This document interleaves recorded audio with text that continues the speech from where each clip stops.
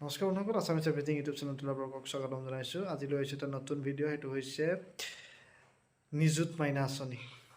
মুখ্যমন্ত্ৰীৰ যিটো নিযুত মাইনা আঁচনি, সেই বিষয়ে আপোনালোকৰ আগলৈ সবিশেষ লৈ আহিবলৈ লৈছোঁ। আৰু এখন ফৰ্ম আহিছে, সেই বিষয়ে আপোনালোকক ক'ম। নিযুত মাইনা আঁচনি সেইটো কেনেদৰে আবেদন কৰিব লাগিব, সেই প্ৰক্ৰিয়াটোৰ বিষয়ে ক'ম। যদি আমাৰ ভিডিঅ'টো ভাল লাগে, লাইক কৰি দিব, শ্বেয়াৰ কৰি দিব, আৰু চেনেলটো যদি এতিয়ালৈকে ছাবস্ক্ৰাইব কৰা নাই তেনেহ'লে ছাবস্ক্ৰাইব কৰি দিব। নিযুত মাইনা আঁচনিটো কেৱল অসম চৰকাৰে যিসকল ছাত্ৰী তেখেতসকলৰ বাবেহে লৈ আহিছে।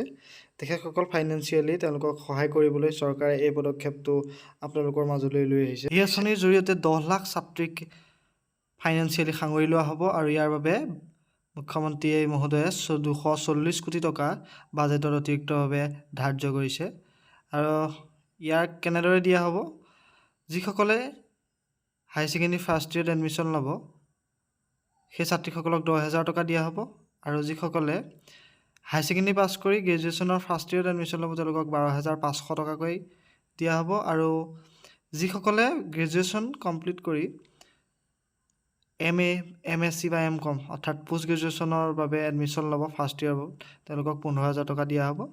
আৰু ইয়াৰ বাবে তেওঁলোকে অনলাইনৰ পৰ্টেল মুকলি কৰিব। আপোনালোকে তাত গৈ আবেদন কৰিব লাগিব। এতিয়ালৈকে অনলাইনৰ পৰ্টেলটো তেওঁলোকে মুকলি কৰি দিয়া নাই কাৰ বাবে, গতিকে আপোনালোকে কোনো ধৰণৰ তেনেকুৱা ফৰ্ম দিয়া নাই। আৰু যেতিয়াই আমি গম পাম যে অনলাইনৰ পৰ্টেল মুকলি কৰিছে, তেতিয়া আপোনালোকক ভিডিঅ'ৰ যোগেদি জনাই দিবলৈ চেষ্টা কৰিম। গতিকে আমাৰ চেনেলটো ছাবস্ক্ৰাইব কৰি থ'ব, কাৰণ যেতিয়াই যিটো মুখ্যমন্ত্ৰী নিযুত মাইনা আঁচনিৰ ৱেবছাইট অ'পেন হ'ব, তেতিয়াই আপোনালোকৰ মাজলৈ এটা নতুন ভিডিঅ' যোগেদি গোটেই প্ৰচেছটো ষ্টেপ বাই ষ্টেপ লৈ আহিম। গতিকে এতিয়া এটা কথা হৈছে যে এখন ফৰ্ম সকলোৱে দেখুৱাই আছে যে নিযুত মাইনা আঁচনি এখন ফৰ্ম ফিল-আপ দি আছে। সেইখন আচলতে নিযুত মাইনা আঁচনিৰ ফৰ্ম নহয়, সেইখন হৈছে এটা জৰীপ, আৰ্থ সামাজিক জৰীপ শাসকীয় দলৰ। গতিকে সেইখন পূৰালে আপোনালোকে যে নিযুত মাইনা আঁচনিটো পাব তেনেকুৱা কথা নহয়।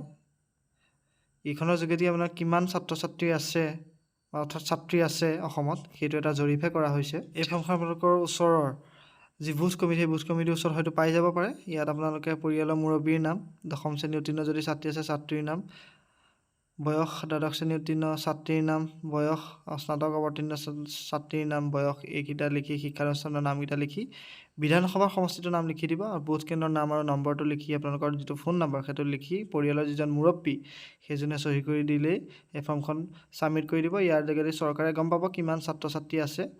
আৰু এখন যদি পোৱা নাই, তেতিয়াও কোনো চিন্তা কৰিবলগীয়া কথা নাই, কিয়নো অতি সোনকালে চৰকাৰে মুখ্যমন্ত্ৰী নিযুত মাইনা আঁচনিৰ যি অফিচিয়েল ৱেবছাইট সেয়া মুকলি কৰি দিব। আৰু সেই খুব মে'ৰ প্ৰথম উইকতে সেই ৱেবছাইটটো মুকলি হ'ব। হৈছে ভিডিঅ'টো চাই ভাল পালে, গতিকে ভিডিঅ'টো লাইক কৰি দিব, শ্বেয়াৰ কৰি দিব, আৰু চেনেলটো ছাবস্ক্ৰাইব কৰি দিবলৈ নাপাহৰিব।